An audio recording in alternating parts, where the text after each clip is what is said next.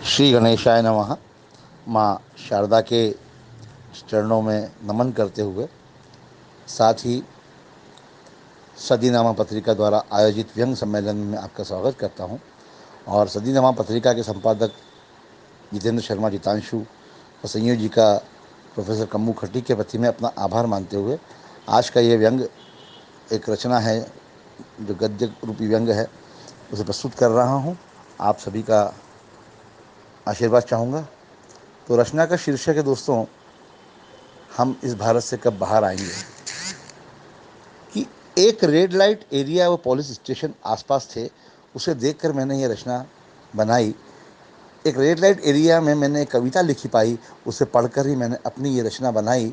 कि लिखा था वहाँ, यहाँ सिर्फ जिस्म बिकता है, ये हमारी मजबूरी है साहब, नहीं ये पेशन है। ईमान खरीदना हो तो अगले चौक पर बिकता है, वहाँ पुलिस स्टेशन है।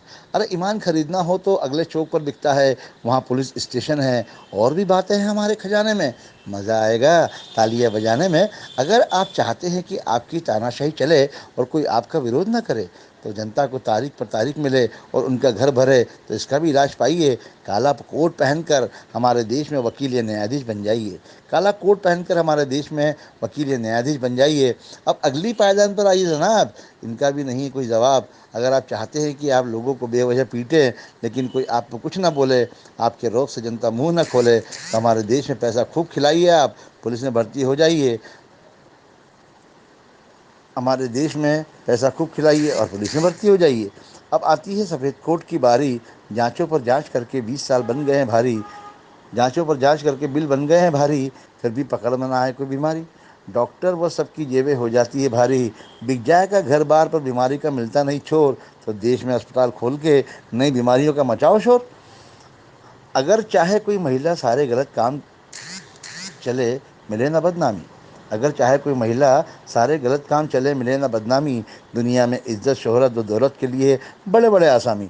तो बॉलीवुड में हीरोइन बन जाइए, पूरी कट जाएगी जवानी।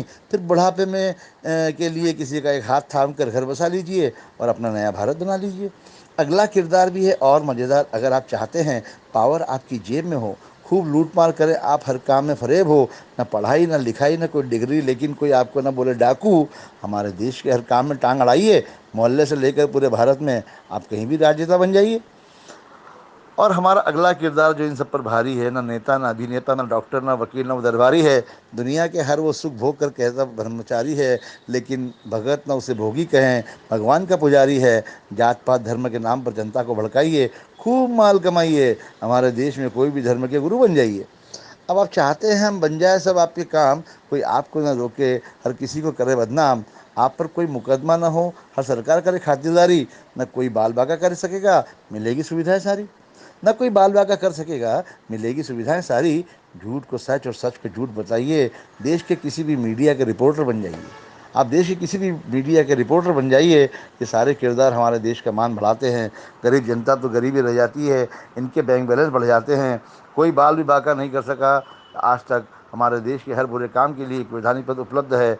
70 सालों में ये मेरा आज़ाद देश की शान है, इसलिए मेरा भारत महान है, इसलिए मेरा भारत महान है। और कब तक इस भारत माँ के लूट खसोट को खाएंगे, इस भारत से साथियों हम कब बाहर आएंगे, इस भारत से साथियों हम कब बाहर आएंगे। मैं धन्यवाद आपका सभी का जो आपने मुझे अवसर दिया।